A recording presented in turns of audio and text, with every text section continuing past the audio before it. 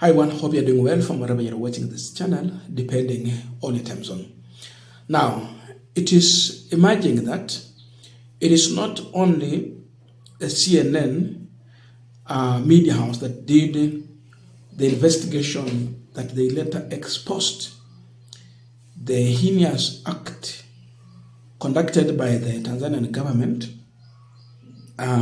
during the election, after election, and as of now, CNN did it, yes, but BBC, Aljazeera, and one more media was mentioned by the government, the Tanzanian government spokesperson, after the first press briefing ever since the violence happened in Tanzania.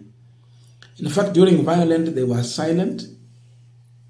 They switched off the internet. They sweared in Samia Suluhu as the president, and they continued to be silent as if everything was just fine. Until when CNN exposed their critical investigation on the deadly happening in Tanzania. That is when they were caught in surprise. And therefore, they were to quickly organize a press briefing and respond to the same. So their response is here. They are protesting the investigation done by CNN in Tanzania. That it was illegal, it is untruthful, it is unverified. But then one challenge comes out. Was there any attempt by Jazeera to reach out to the government for their response on their finding, or there was none? So first of all, I wanted to listen to Samia Suluhu defending herself through the government spokesperson on the damaging evidence collected by CNN and shared to the world. Naomba kutoa wito kwa vyombo vya habari vya nje kuzingatia maadili na misingi ya uandishi wa habari kwa kuchapisha habari zinazozingatia usawa, haki na uwajibikaji. Kuacha kuchapisha habari za upande mmoja zenye nia ovu kwa Watanzania na nchi yetu ya Tanzania. Serikali ipo tayari wakati wote kutoa ushirikiano kwa vyombo vya habari vya ndani na nje ya nchi pale watakapotaka taarifa. Naomba kusisitiza, sio haki na sio sawa kwa chombo cha habari kuchapisha taarifa za upande mmoja na kisha kutoa sababu kuwa maafisa wa serikali walipotafutwa hawakupatikana, kama ambavyo chombo cha habari cha CNN kimechapisha taarifa zake zilizojaa tuhuma dhidi ya serikali ya Tanzania pasipo kutoa nafasi ya serikali kujibu. Kwa wanasheria, wana kanuni moja inaitwa the principle of natural justice. Huwezi ukazungumzia jambo linalomtuhumu, linalomzungumzia mtu ama upande mmoja, halafu upande mwingine ama mtu mwingine usimpe nafasi ya kujibu. That is unprofessional. Kitendo kilichofanywa na CNN pia kimefanywa na vyombo vya habari vingine. Natambua vyombo vya habari vingine vya kimataifa, BBC, Aljazeera, Deutsche Welle wamefanya pia. Naomba kusisitiza, sio sawa na sio haki katika misingi na maadili ya uandishi wa habari. Huu ni ukiukwaji mkubwa na wa makusudi. Now, I want us to continue with this panel discussion, but before we go deep into that, I have a quick and humble request. For those who are watching this channel and you have not yet subscribed, please consider subscribing. To our returning subscribers, I must say thank you so much. And again, to all our viewers, please give the video a thumbs up.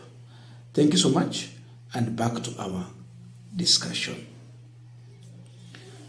Now, do you know that any Tanzanian who participated in the TikTok challenge mocking President Samia Suluhu,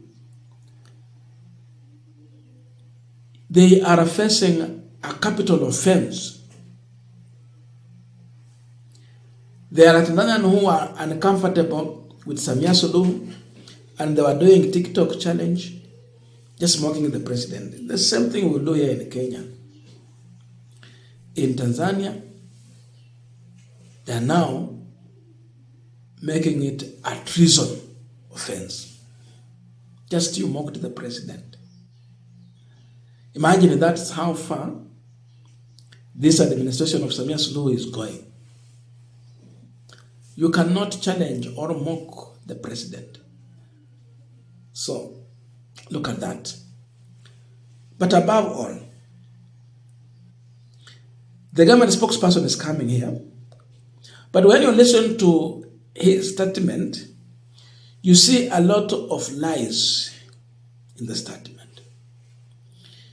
This is just being defensive,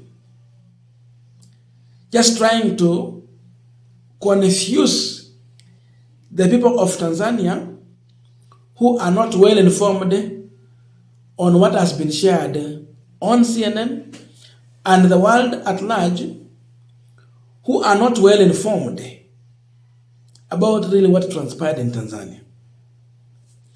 Because Larry Madawa was very clear before the publishing of their finding in Tanzania.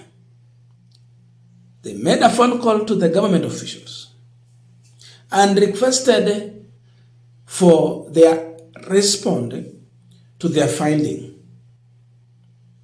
The government was trying by every means to frustrate that report from being shared publicly. So that tells you, before CNN went on to publish this information, they had already shared that information with the government of Tanzania.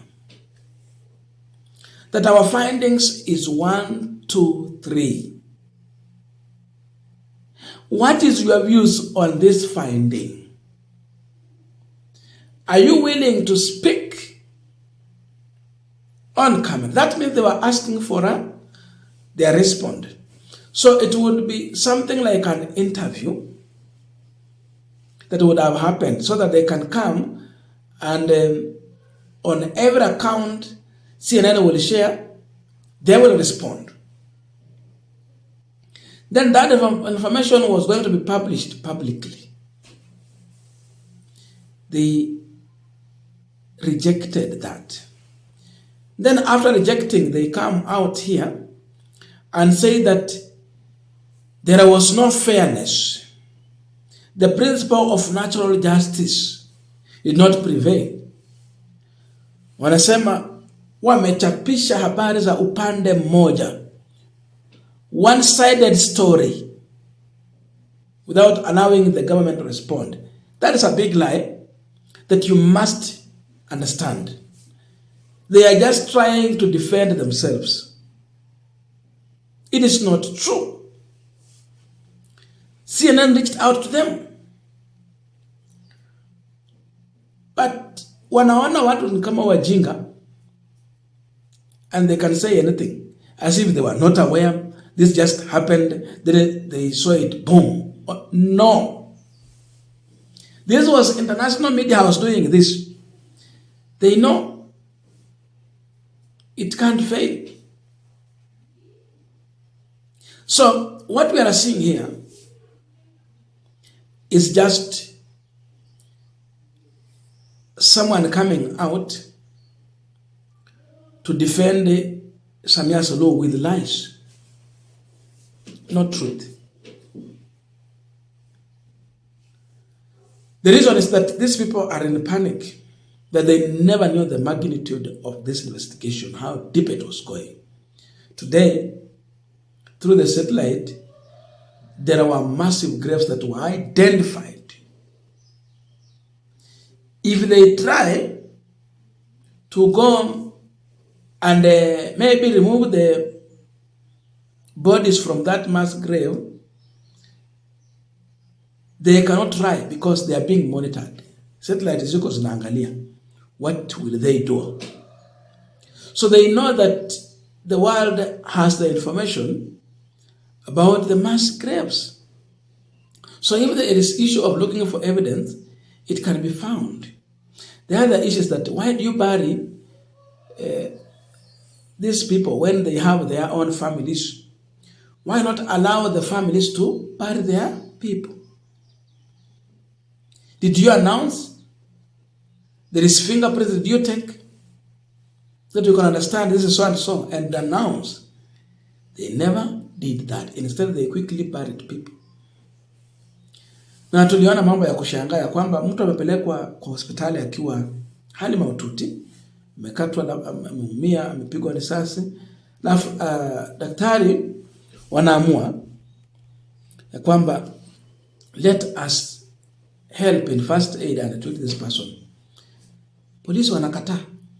Wanapeleka mochari mtu ambaye yuko hai aende kufia kule kwa sababu after overbleeding death ndio itakuwa. So niko na uhakika hata wale watu waliziko wengine walikuwa bado wako hai.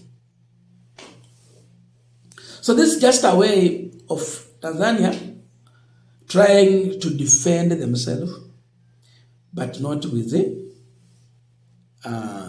reality, not with truth. There is something they feared, that if they were called for an interview, and yet they know these people have enough evidence, then they will be challenging you with the evidence. They play it, and they ask a question. Then they wait for your answer. So they knew in that interview, it is going to expose the government more badly than they said they are in as of now. That can be one of the reasons they avoided that interview.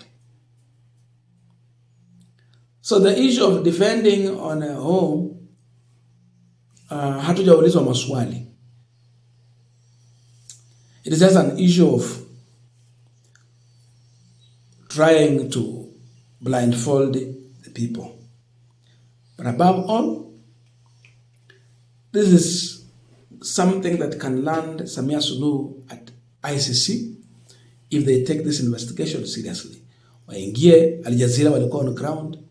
Waingie BBC, CNN, they did a tremendous job. Deutsche Welle tena wametuambia walikuwa huko.